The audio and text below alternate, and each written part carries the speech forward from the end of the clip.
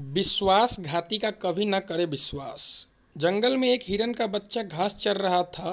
अचानक वहां एक बाघ आ धमका। हिरन का बच्चा जान बचाने के लिए बरगद की जड़ के नीचे घुस गया। उसे पकड़ने के लिए बाघ भी जड़ के नीचे घुसने लगा। हिरन का बच्चा तो वहां से भाग गया, किंतु बाघ जड़ों के बीच में उलझ गया।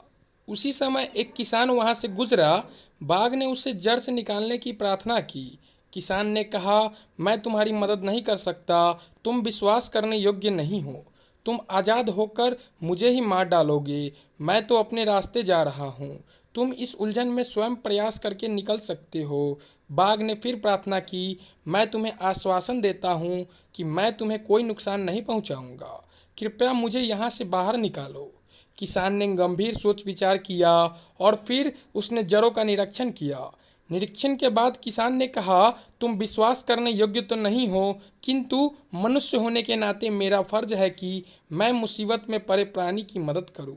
मैं तुम्हें इन जड़ों से निकालने का तरीका बता देता हूं, तुम स्वयं प्रयास कर निकल जाना। किसान ने उसे निकलने का तरीका बताया और दूर जाकर एक पेड़ के पास खड़ा हो गया। बाघ प्रयास कर थोड़ी देर में उस उलझन से निकल गया।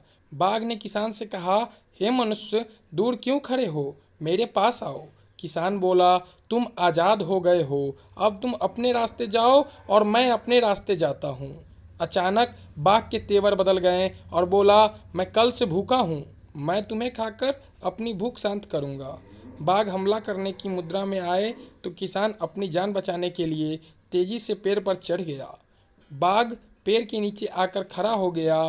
पेड़ पर चढ़कर किसान बोला, मुझे पता था तुम विश्वासघात करोगे।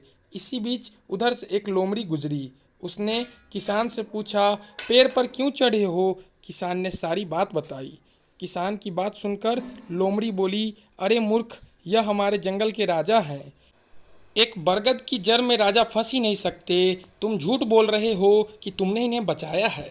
किसान के बहुत कहने पर लोमड़ी बोली, यदि तुम सही हो तो एक बार फिर देखते हैं कि राजा साहब कैसे फंसे थे। बाघ भी घमंड में आकर मान गया। वह बरगद की जड़ों के बीच चला गया। लोमड़ी ने फौरन किसान से कहा, इसे अब जड़ों में बाहर निकालने में कुछ समय लगेगा। अब तुम तेजी से भागो और यहाँ से दूर निकल जाओ। किसान पेड़ से कूदा और तुरंत तेजी से भागा और दूर निकल गया। सार यह है कि जो सदा से बदनाम और विश्वासघाती रहे हो, उन पर विश्वास करना ज़्यादातर मौक़ों पर ठीक नहीं होता है। इंसान को अपने जीवन में विश्वासघाती और बदनाम छवि वाले लोगों से बचना चाहिए। विश्वास उन्हीं पर करना चाहिए जो साफ छवि के हो और भरोसेमंद हो। दोस्तों, आशा करता हूँ कि आपको ये कहानी पसंद आई होगी। ऐसे ही हर रोज़ एक नया कहानी सुनने के लिए और हर रोज़ कुछ नया ज्ञान पाने के लिए हमारे चैनल को सब्सक्राइब कर दे। बहुत से लोग वीडियो तो देखते हैं पर चैनल को सब्सक्राइब नहीं करते, तो यार चैनल को सब्सक्राइब कर दो और कहानी पसंद आई हो तो कहानी को एक लाइक कर